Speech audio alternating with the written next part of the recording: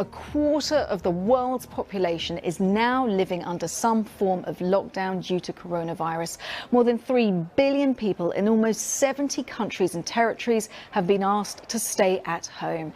There are now more than 450,000 recorded cases of the virus globally, but we know that testing is not readily available in many places, so that number is likely to be much higher. So let's take a look at the situation across the globe. Let's focus on Spain, which has now recorded more coronavirus deaths than China.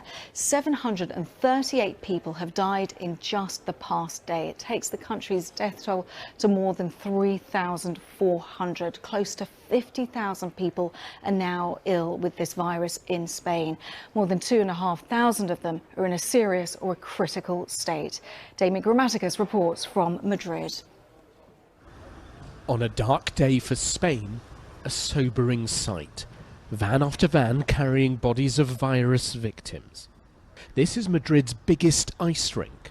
It's been requisitioned to hold the dead. They need it. There are so many now. Arriving at Spanish hospitals are more and more cases. Infections here leaping every day. And more than 5,000 medical staff have fallen sick too. So part of Spain's urgent efforts are these new rapid testing centres, specifically for those in the front line. Toñi Osuna, a nurse, fears she has the virus. A colleague has it. The swabs are invasive, unpleasant, handled with extreme care in case they've picked up the pathogen. I'm very worried, especially for my family and my patients. At home I stay in one room, isolated, treating myself for my symptoms alone. A huge amount of concern there. Well, the Spanish government has asked the EU for protective equipment for its medical workers, as Gavin Lee reports.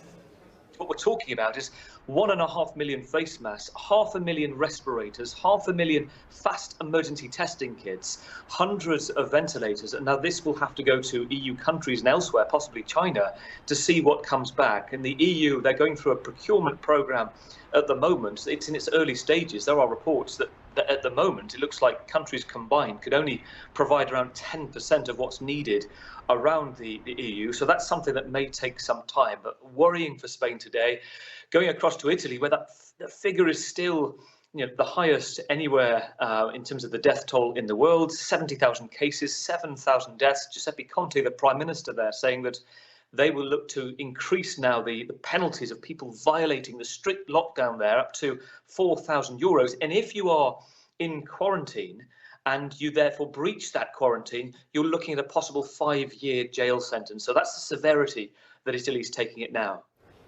So, Gavin, they're mentioning Italy. This is, in fact, an Italian patient who is one of many who has, in fact, been transferred to a hospital in Germany. And it's because Italian hospitals are simply overrun. And Mark Lowen, our correspondent in Rome, has been tweeting the latest figures, saying that the daily increase in deaths has fallen slightly in Italy. It is down to still a shocking number of 683, but it is lower. So that means that for a fourth straight day, it is going down. A slower increase in the total number of currently infected, as he ends that hashtag hope. We've also been hearing that the head of the civil protection in Italy has a mild fever, and Mark also tweeting about that, saying, well, as if Italy needed more potent symbols of its difficulty, of its plight at the moment.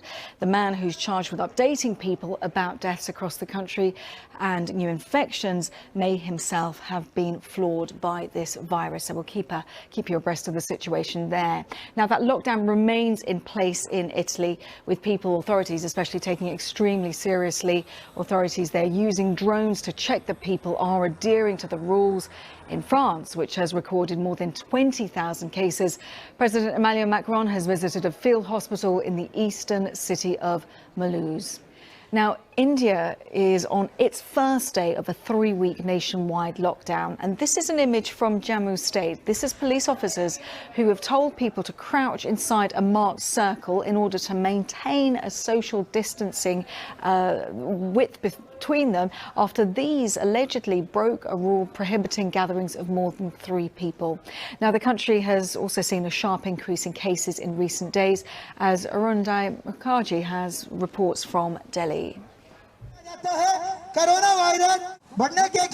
A message for all Indian citizens: stay indoors and stay safe, or else face not only health but legal consequences.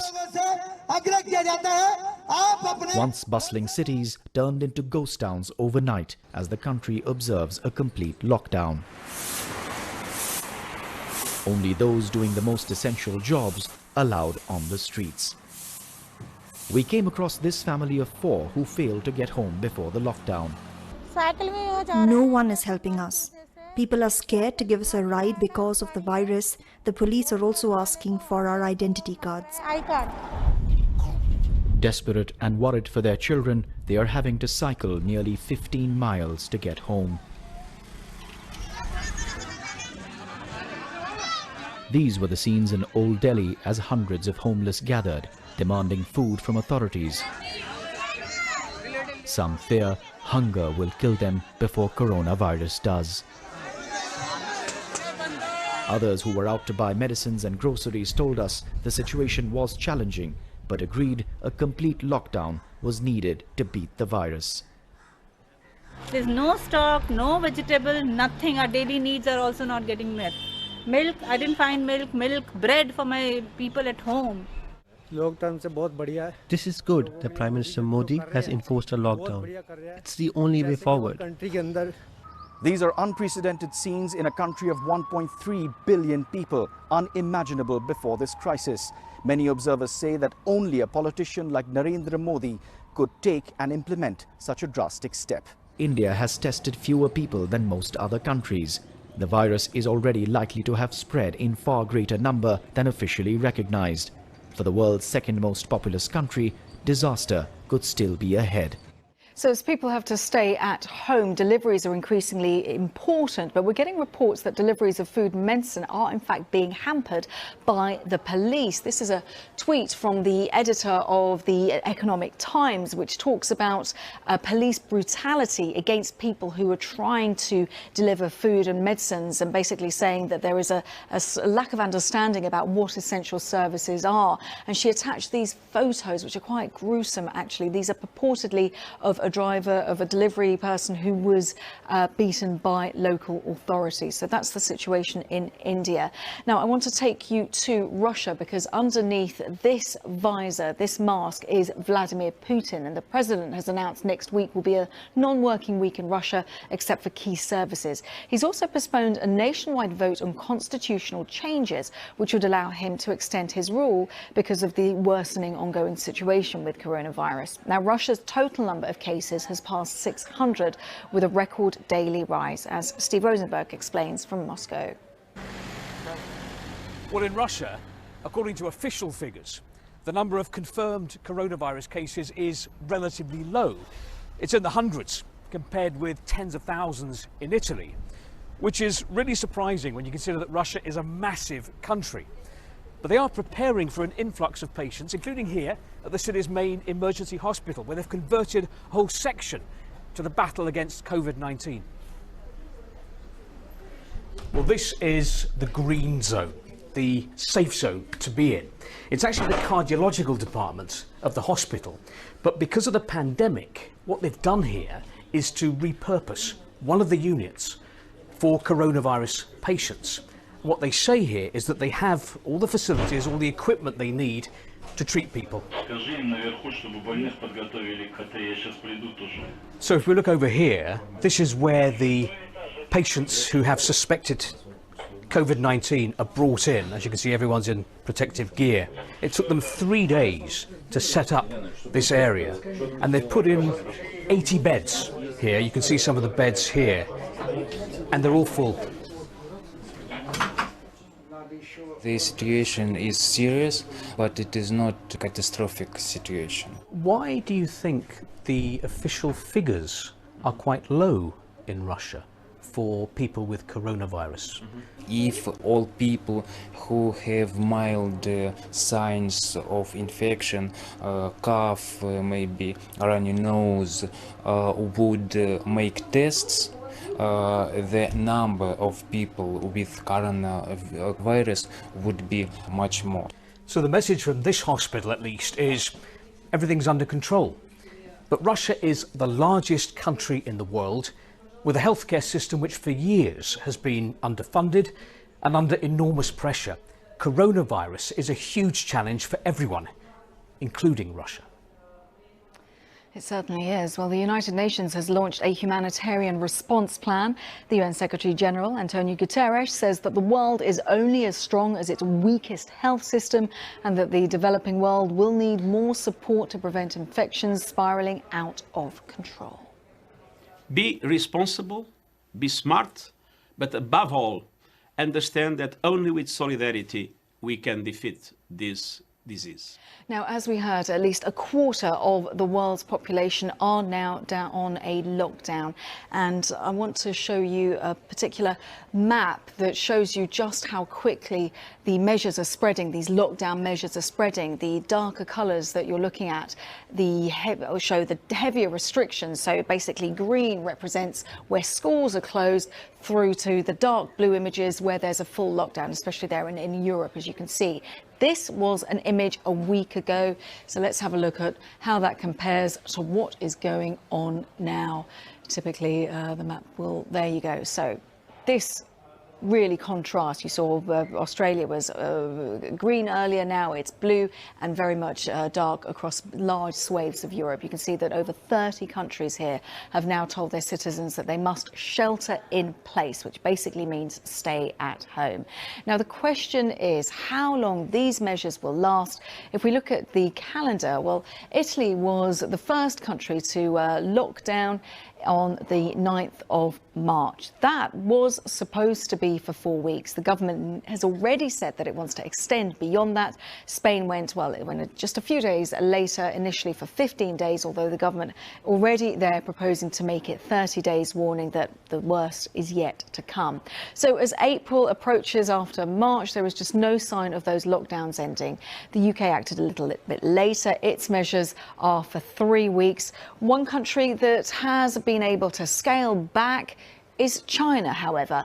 This was Wednesday morning there, with bus services being resumed in Wuhan, the city, of course, where this outbreak began. They've had 9 weeks of shutdown there. Now, it's still under tight control, although some travel in and around the city is increasingly being allowed. Steve McDonald explains from Beijing. Here at Beijing West train station, it's a highly symbolic day as travellers from Hubei arrive in the Chinese capital. The province where this global emergency started has lifted its lockdown, and people there are now able to travel to other parts of the country. Now, as you look around here, you can see all these buses have been parked to receive passengers as they come in. That's because you still have to do quarantine when you get into Beijing. That might seem like a hassle, but for these people who've been cooped up for months, it's another step towards normality. A couple of weeks of quarantine, then they can go back to work here.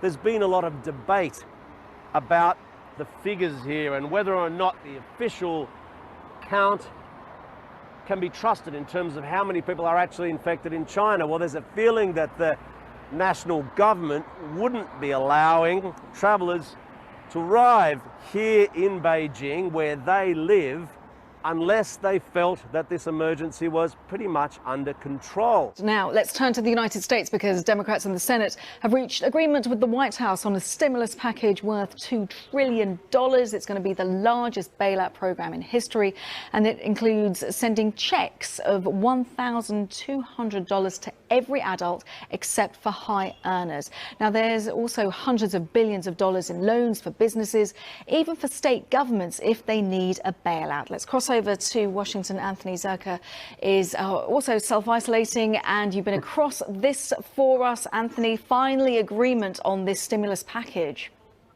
Finally an agreement. They've been battling over this for days now. They had to extend the voting deadline several times, but it looks like we're getting close to the final stretch here. There's a little bit of objections coming from some Republican senators over the size of the unemployment payouts that could be going towards individuals, but I imagine that will be worked out fairly soon. Remember, the Senate is going to pass this first, then it's going to be passed by the House of Representatives. All of the members of Congress, of which are scattered all over the country right now, they're going to have to either do this by a unanimous consent vote or fly back into D.C. and vote on it.